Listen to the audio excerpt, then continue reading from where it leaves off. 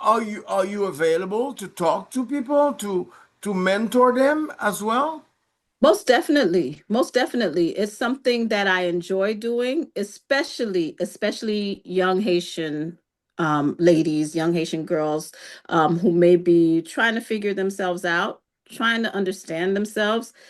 Gen pil bagay ki vini avec, I mean, this generation, they don't know the struggles maybe we had to go through, right? Being Haitian, growing up in South Florida, growing up in And other being areas. first generation Haitian. Yes, yes. So, we kind of carved a path, right? But parce que yo pa kompren y ap toujou chèche tèt yo.